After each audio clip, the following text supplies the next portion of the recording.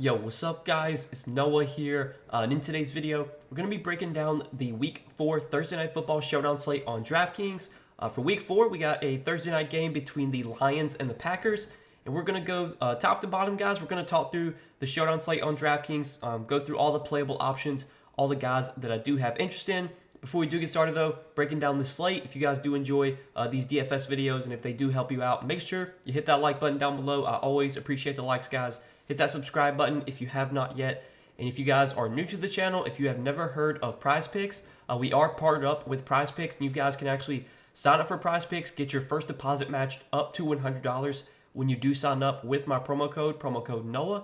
So basically, if you sign up for Prize Picks, you deposit $50, they'll give you an additional $50 to play with. You deposit $100, they'll give you an additional $100 to play with. You just have to make sure that when you sign up, you use that promo code Noah. And for those of you that have never heard of Prize Picks, they are a player prop site, a little bit different than DraftKings and FanDuel. These DFS sites where you're building out a lineup and competing against other players. Well, on Prize Picks, you're just playing against their projections. So they have projections posted for a bunch of players, and you pick whether you think a guy goes over or under their projection, so more or less than their projection. And you can see some of the props they already have posted for Thursday night's game. They already have stuff up for the Sunday slate as well. They have stuff up for Monday Night Football. Take a look at their board, see if there's anything that stands out to you. If you're looking for props specifically for this Thursday night game, I would recommend checking the board sometime like Thursday morning. That's when you'll see a lot of props for this game. They offer a bunch of different categories, and on Prize Picks you can mix and match sports. You can do NFL picks with MLB picks, and then mix in some soccer picks as well. Like, you can dabble into a bunch of different sports. So if you guys are not on Prize Picks yet, sign up, use that promo code Noah, and you will get your first deposit matched up to $100. But yeah, guys, let's talk through the Showdown slate for Thursday night, and we'll start off at the top of the player pool. So our most expensive option on the slate is going to be Amon-Ra St. Brown, coming in at $11,600. Nothing really negative to say about Amon-Ra here. He's been great so far this season, over 100 yards in 2 out of their 3 games, at least 18 DraftKings points in all 3 of their games this season. He was a target monster last year, and that hasn't changed this season. You look at this Lions receiver core, there's not a lot of guys you really worry about taking away opportunity from Amon-Ra St. Brown. We can pretty much pencil him in for 8, 9, 10 targets almost on a weekly basis. At $11,600, he is kind of pricey, and there's not a ton of great value on this Showdown slate, but I still think Amon-Ra does look like one of the best pay-up options here. He's firmly in play for me. And then Aaron Jones is going to be one of the big question marks we have to keep an eye on. So there's actually a couple injuries we're going to have to monitor heading to Thursday night. I'm actually making this video on Tuesday night, so we don't really have any updates yet on guys like Aaron Jones, Christian Watson, Dave Montgomery. But for Aaron Jones, he hasn't played, I think, the last 2 games. Listed as questionable, or he's basically a limited participant in Tuesday's practice, and it looks like he's going to be questionable for this Week 4 game. I would think Aaron Jones probably returns here. I mean, I think he got a limited practice in last week, and so that means he was probably trending towards playing last week, just wasn't quite ready. Maybe on a short week they opt to hold him out again, but I think there's a good chance Aaron Jones does return for this game. Now, the big question will be, if he does play, will he be limited? Will he be 100%? We don't really know. He's coming back from a hamstring injury. Hamstring injuries are ones that, they can really easily be re-aggravated. So this will be something we do need to keep an eye on. But if Aaron Jones does play, and if he's 100%, he's firmly in play for me. He's going to get most of the opportunity at running back for the Packers, even though he will be splitting some time with A.J. Dillon. Dillon just hasn't been that good this year, hasn't really been that efficient as a runner. I think Aaron Jones has kind of really established himself as the clear RB1 for the Packers when he's healthy. So if he does play and he's not limited, I do have some interest in Aaron Jones. I think Amon-Ra would probably be a better play overall, like he would project better, but I would expect the ownership on Amon-Ra to be higher than Aaron Jones, which definitely would make Aaron Jones a tournament option, a guy you could pivot off of Amon-Ra and go to. But then we got the quarterbacks. You got Jared Goff at $10,400, Jordan Love at $9,800. Quarterbacks are almost always going to be really good options on these Showdown slates just because they offer such a high floor. And I think on this slate, both these quarterbacks look very solid. Jared Goff, a little bit of a tougher spot going on the road into a hostile environment in Green Bay. But Goff has been super consistent really ever since he's been with Detroit. He's been a lot better at home than he has been on the road. So I don't expect a huge game from Goff here, but again, he just has such a high floor. He's going to probably get you at least 12, 13, 14 DraftKings points at the worst case scenario. And if he does have a good ceiling game, puts up 24, 25 DK points, well, that's obviously going to be good enough to be in the optimal lineup most likely. So I think Goff, like for cash games, is probably someone you're going to be penciling in. For tournaments, I don't mind going to Goff either. Don't know if I would be playing him in the captain spot. I don't know if Goff has enough upside to be a guy I want to use in captain. I think I'd be a lot more likely to just play his receivers in the captain spot. But definitely, for cash games, he's a solid flex play, and I think for GPPs, I would use him in the flex spot quite a bit as well. And then Jordan Love at 9,800, I think also looks pretty good here. Jordan Love been super consistent this season for fantasy, at least 20 DraftKings points in all 3 of his games. Does offer some rushing upside, and while he hasn't thrown for like a ton of yards, he's been getting really. He's been I should say running really good on touchdowns. He has had 7 passing touchdowns for their first 3 games. You don't expect him to have 3 passing touchdowns every week. He did have 3 passing touchdowns in their first 2 games. But he's been good for fantasy, and this Packers team going up against this Lions defense, I think should be able to move the ball down the field. The Lions defense is improving, but it's still not a defense that I would think we should really fear. So I think at 9,800, Jordan Love is firmly in play. I think Goff probably projects a little bit better, but I think both those guys are very close. Both look like very solid options for cash games. I think you probably want to be playing both quarterbacks on this slate, and for GPPs, I think both are obviously going to be solid roster spots as well. Now, looking at some of the other options, other pay-up options we could go to, you got Jahmyr Gibbs coming in at 9,600. I think for me, when it comes to Jahmyr Gibbs on this slate, my interest is probably going to depend on whether or not David Montgomery plays. Just because if David Montgomery does play, I would expect a bump down in snaps for Jahmyr Gibbs, because if you do look at the snaps last week without David Montgomery, Jahmyr Gibbs did play 60% of the snaps. Weeks 1 and 2, when David Montgomery was healthy, Gibbs just played 27% and 48% of the snaps. And worth noting, in that Week 2 game, that was the game that Montgomery got injured in. So Gibbs did pick up additional snaps in that game because of Montgomery's injury. It looks like in the games that Montgomery plays, it's going to be kind of like a 60-40 split favoring Montgomery in terms of snaps. But I do expect Gibbs to still get probably 10 to 12 touches. I just don't know if we can project him to see 18 touches like he did last week if Montgomery plays.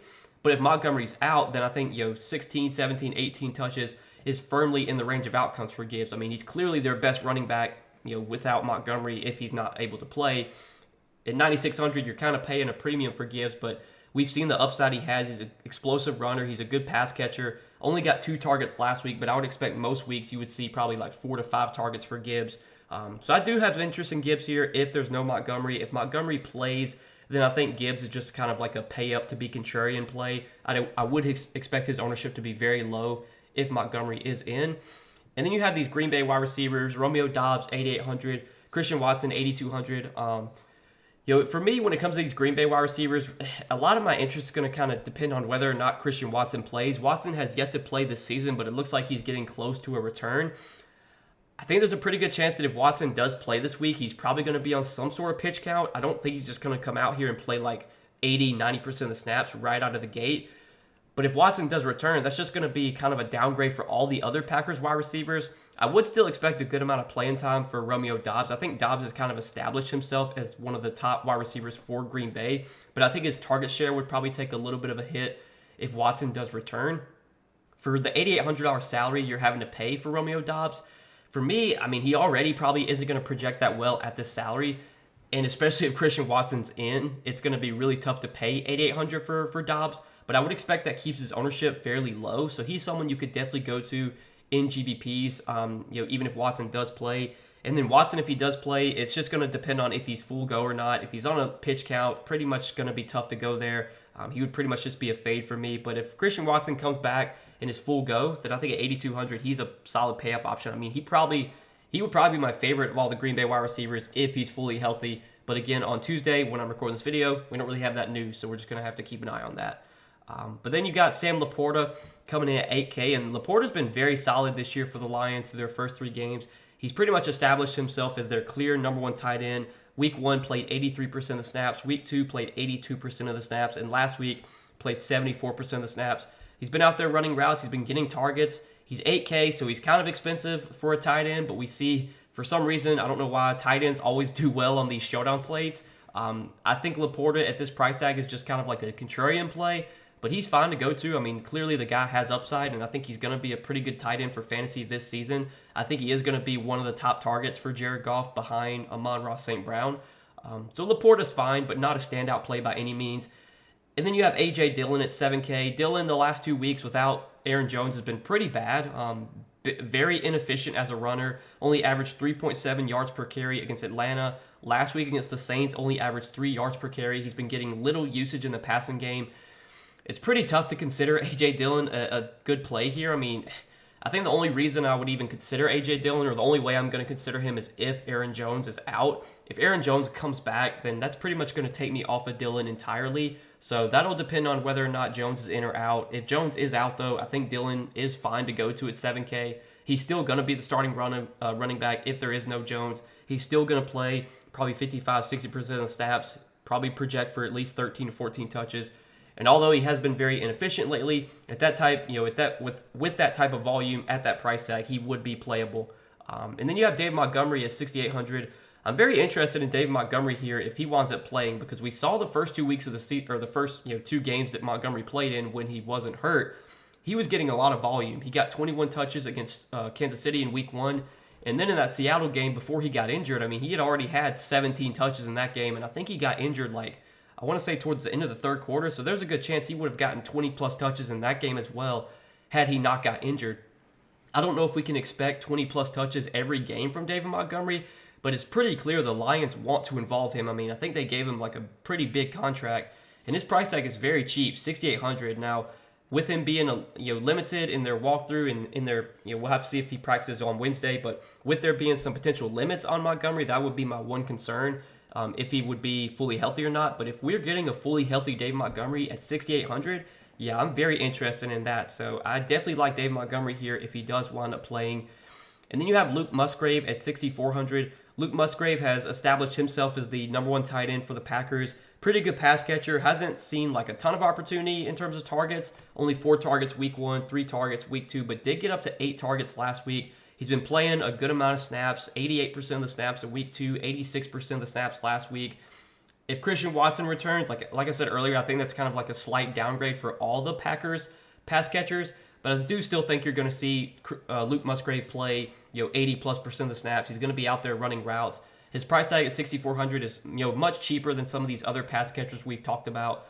So I'm fine with Musgrave on the slate. I think he is playable at that price tag.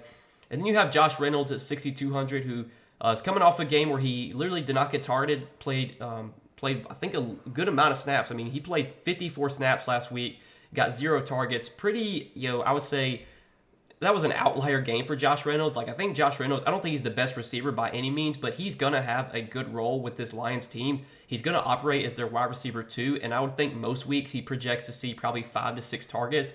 Would not expect him to go out there and get 0 targets again.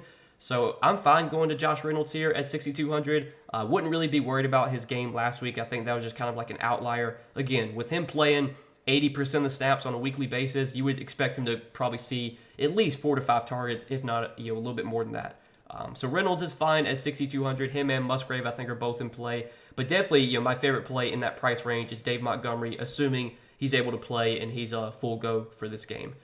But now let's talk about some of the value on the slate. There's not a ton of value that I love, but we do have these Green Bay wide receivers. You got Jaden Reed at 5,600. You got Wicks coming in at 5K. Again, if Christian Watson comes back, I think it's going to be a downgrade for all these guys. But if Christian Watson remains out, I think especially Jaden Reed looks pretty good here at 5,600. Reed, in terms of playing time, has been operating as kind of like the wide receiver 3 for the Packers. I mean, last week, him and Wicks both played the same amount of snaps. In Week 2, Reed played 3 more snaps than Wicks. And then in Week 1, Wicks played 5 more snaps than Reed. So Reed and Wicks have basically been playing about the same amount of snaps on a weekly basis. But Reed has been the guy that's been able to earn more targets. 5 targets in Week 1, 8 targets in Week 2, and then 7 targets last week. He's a young, talented receiver. He's fairly cheap on this Showdown slate. I think he looks like a pretty good value at 5,600. That's assuming that Christian Watson doesn't play. Now, if Christian Watson plays, then Reed's just kind of like a riskier option. He would not be as exciting to roster, but I think he'd still be at least playable. Same goes for Wicks at 5K. Wicks has had a tougher time earning targets, but last week did get up to 6 targets. He's, been playing about the same amount of snaps as Reed. I think him and Reed are both viable. I do prefer Reed between the two, but Wicks at 5K is a playable value. You do have Khalif Raymond sandwiched in between those two guys. He's 5,200. Khalif Raymond never been like a a high volume wide receiver. He's always kind of been like a guy that's just going to get a couple deep balls, maybe only see like 3 to 4 targets. I would probably rather go to these Packers wide receivers, like especially I think I would rather go to Jayden Reed over Raymond. Between Raymond or Wicks, I think that's kind of close. If Christian Watson plays, I probably would prefer Raymond over Wicks, but at this price tag, I think Raymond's more of like a GBP option. Although he has been operating as like the wide receiver 3 for the Lions, it hasn't really resulted in a ton of opportunity. I mean, only 10 targets through 3 games, so he's only averaging like 3.5 targets per game. He is still playable, but don't love him at 5,200. The kickers, I think, do look like pretty solid values on the slate just because the value is so thin. So I'm fine with both kickers here. Would I play both kickers in one lineup? Don't know. Usually I try not to do that because I think that limits your upside a little bit. But we have seen plenty of times both kickers make the winning lineup on these showdown slates. So I think the kickers are fine here. The defenses, I don't love. If I had to pick one of the 2 defenses, I think I would prefer the Packers defense. Just playing at home against Jared Goff, who is kind of like a statue in the pocket. He'll take some sacks. He'll turn the ball over. Goff also been a lot worse on the road ever since he got with Detroit. So I definitely think the Packers defense at 3,600 is fine as a value play. And then the only other values I'll even consider down here, for one, we got to mention these other running backs. So Patrick Taylor, Craig Reynolds, I think both these guys are playable if, for example, Aaron Jones doesn't play and, obviously David Montgomery doesn't play. If Aaron Jones doesn't play, then I definitely have interest in Patrick Taylor. We have seen Patrick Taylor kind of earn more of a role, especially last week. He did get 3 carries, also got 4 targets. He did play a decent amount of snaps. He did play 31 snaps last week, and with how bad A.J. Dillon's looked, you would think that if there's no Aaron Jones once again, we're going to see probably some more opportunity for Patrick Taylor, even more than he saw last week. So if Aaron Jones is out, I think Patrick Taylor at 3K is a pretty good value play. If Aaron Jones plays, I don't really have any interest in Taylor. And then Craig Reynolds last week did get some opportunity with Dave Montgomery out, got 4 carries, didn't get any targets. He's a viable GBP option if Montgomery's out again. If Montgomery plays, I have 0 interest in Craig Reynolds. And then I do want to mention Marvin Jones just like as a cheap wide receiver option. We'll talk about Toure as well. So Marvin Jones has been operating as kind of the wide receiver 4 for the Lions. He did see 6 targets in their week 1 game against Kansas City. He actually did play 39 snaps in that game, but his snaps have gone down each week. Week 1 played 39 snaps. Week 2 only played 34 snaps, and then last week down to 29 snaps. So, old dusty wide receiver, like it seems like his snaps are kind of going down, and they're just going to play these younger guys over Marvin Jones. So at 2K, I think he is in play, but I would definitely temper expectations and just be prepared. There's obviously a chance that if you roster Marvin Jones, he puts up a 0. But if he is going to be out there for like 30 snaps, and running, maybe he runs like 10, 15 routes, you could get a couple catches, and at 2K, like that could be enough to pay off his salary. So I think Marvin Jones is a viable punt option. And I do want to mention Toure at $600. Probably only considering him if Christian Watson remains out. If Christian Watson does remain out, Toure should operate as kind of the wide receiver the wide receiver 4 for the Packers. Week 1 played 35% of the snaps. Week 2, 46% of the snaps, and then last week played 42% of the snaps.